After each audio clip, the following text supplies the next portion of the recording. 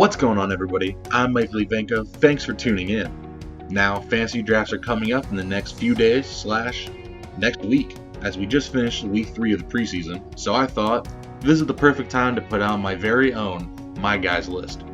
Now, these are 5 players who I'm targeting in my top half of drafts, and while others may tell you to draft these guys, I'm going to show you why you should select these players with your early picks. Let's kick it off with my number 1 player crush, Alvin Kamara. After watching his film this offseason, I fell head over heels for Kamara. His acceleration, pass catching ability, and his agility after the catch / in open space is of elite status. Watch Kamara make the corner downfield miss without slowing down at all. Drew Brees will throw a misdirection screen back to Kamara. Kamara then takes off downfield and crosses the defender out of his spikes. Now that looked great in full speed, of course, but let's slow it down. So I'm going to pause it here. Now watch him run up to the defender, not slow down or lose any momentum on his little side juke, and run for more yards. I mean, just look how much separation he gets from the defender. That is elite status right there. Now what you're going to see on this play is Kamara take the pitch outside, search for a hole, plant his foot, and cut up into the hole once he finds it, and break a tackle at the end. This kid has some wicked quick acceleration. Look at Alvin Kamara's acceleration up the middle.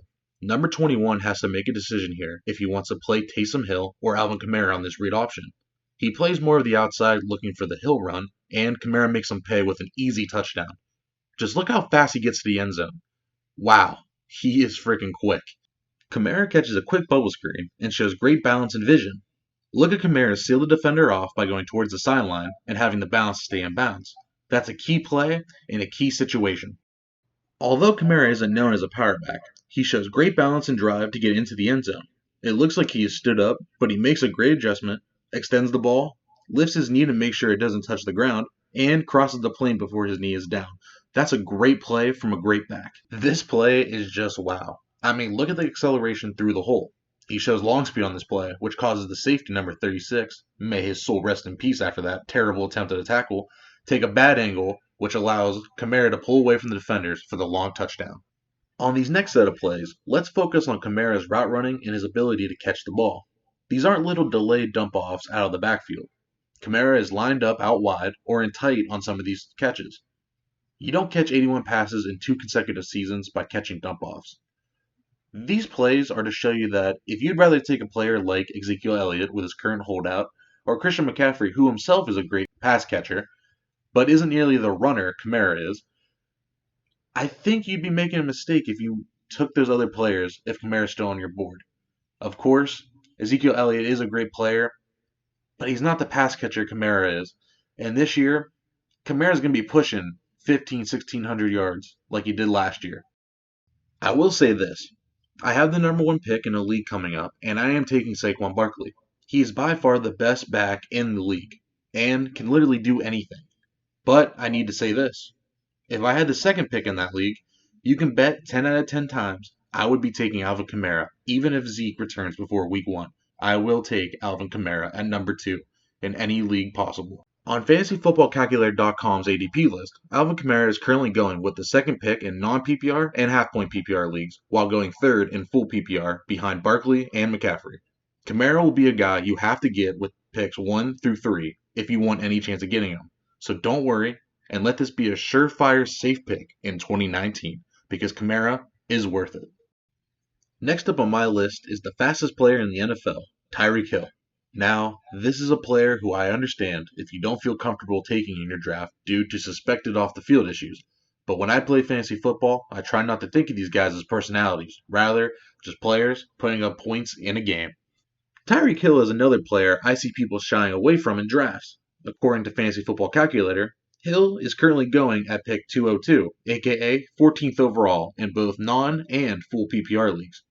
The receivers going before him are DeAndre Hopkins, Devontae Adams, Julio Jones, and Michael Thomas. On my board, I have Julio Jones and DeAndre Hopkins at 1 and 2, and Hill checking in at number 3. Tyreke Hill is a receiver I am absolutely in love with this year. He is by far the fastest player in the league and will undoubtedly score some big video game style plays this year. But he's more than just a speed guy. He can win jump balls, run complicated routes, and be used in the run game as well. Oh yeah, and let's not forget the man under center, Patrick Mahomes. From these first set of plays, look at Tyreke Hill's speed. He's undoubtedly the fastest receiver in the game. On this play, he catches a slant and just outruns the Chargers defenders. Just look at him pull away from the safety for the long touchdown. Tyreke Hill will not be caught. This play isn't that big in the stat sheets, but look at the defenders' angles they have to take in order to try and meet up with Tyreke Hill. The defenders get into prevent mode when the ball is in his hands. This play is nothing too crazy, but it goes to show you that they will run some reverses and line him up in the backfield for carry, which you don't get with other superstar receivers. Speaking of getting carries, here, Hill will get a traditional handoff and, for a guy who's really fast, shows pretty good patience and gets a good gain. This play is the one that truly captures just how fast Hill is. Mahomes gets time and fires it downfield. Hill is so fast that he freezes the safety who is 5 yards in front of him and still manages to jet down the sidelines. Hill would have scored a touchdown even if this was one-hand touch.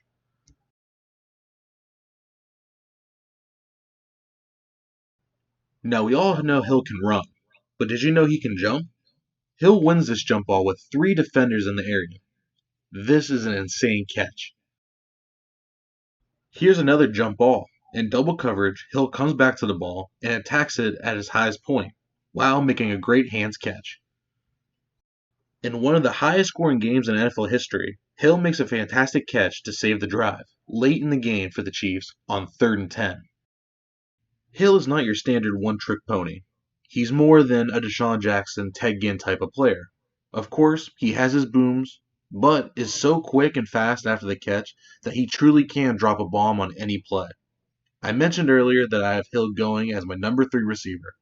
I think it would be a mistake if you trusted the likes of Odell Beckham Jr. going to the hyped-up Cleveland Browns, Michael Thomas, who's a great young receiver but had some inconsistent outputs last year with 6 games under 12 points in PPR leagues, and Devontae Adams, who has scored the touchdowns but only entered elite yardage status last year.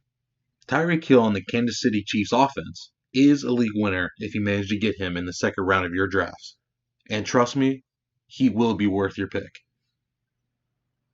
Joe Mixon comes in as my number 3 on my 2019 My Guys list. Mixon finished last year as the number 10 RB despite missing 2 games in 2018.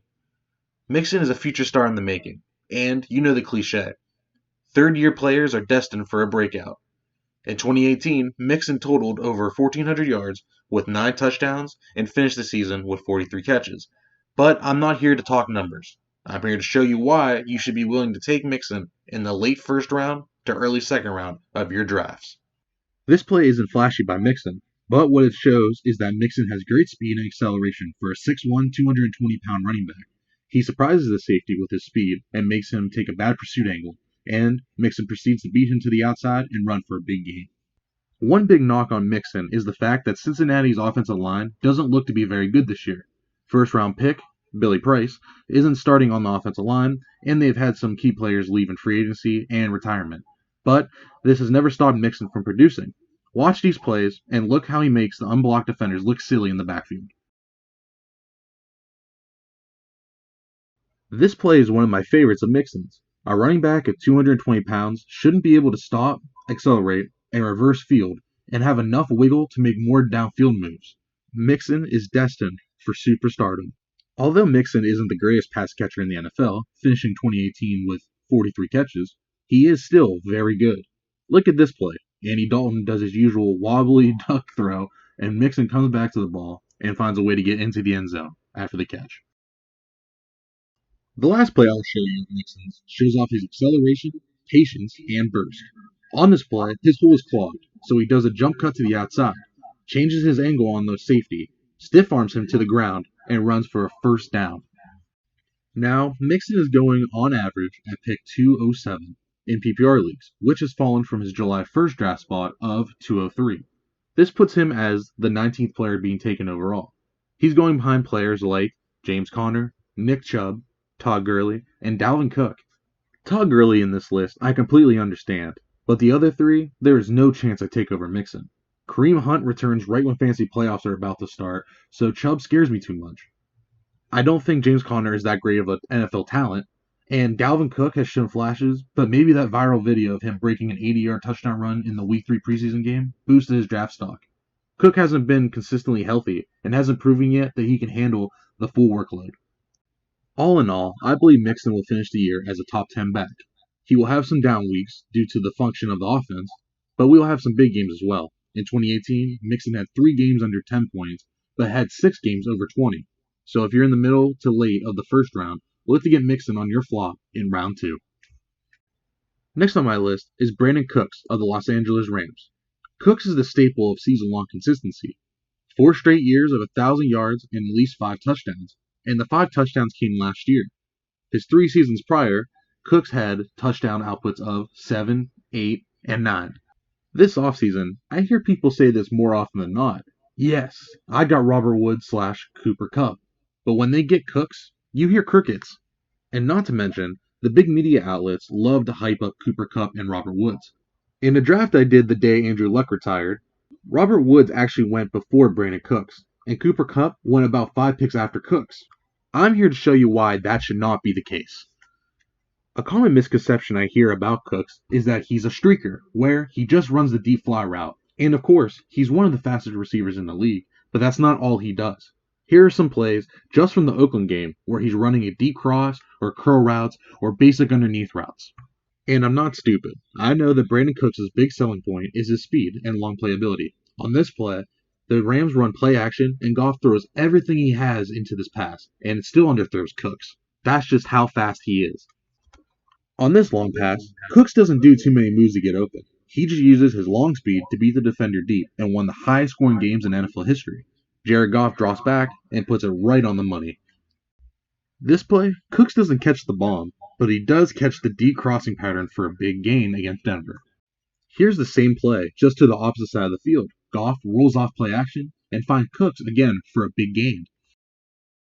The big plays are just second nature to Cooks. Here, he beats double coverage for the 50-yard catch after a beautiful throw by Goff. There are plenty more plays of Cooks burning defenders deep, but I think you've seen enough. Not that this is a huge deciding factor in drafting Cooks, but the Rams like to throw screens and get Cooks in motion on jet sweeps. He put 1 into the end zone last year, and who's to say he can't luck into a few more. Now, I will admit the ride with Brandon Cooks can be bumpy at times. Cooks finished 2018 with 4 single-digit games, including a 0, but has had big boom games as well with 5 over 20 points. Cooks is currently going at pick 403 as the 38th overall player. His teammates Robert Woods and Cooper Kupp are right behind him at picks 406 and 410 in PPR leagues. Brandon Cooks is the Rams receiver that I want on my team, and if I had to take one of them in the 4th round, Cooks will be my man 10 out of 10 times. And last but certainly not least, my 5th and final 2019 my guy is Mark Ingram. Ingram is a case where I don't understand his current ADP. In 2018, Alex Collins, who looked to be Baltimore's starting running back, was taken at pick 307. This year, Mark Ingram is currently being drafted at pick 403. Now, I'm not going to try to convince you that Mark Ingram is a top talent in the NFL, because he's not.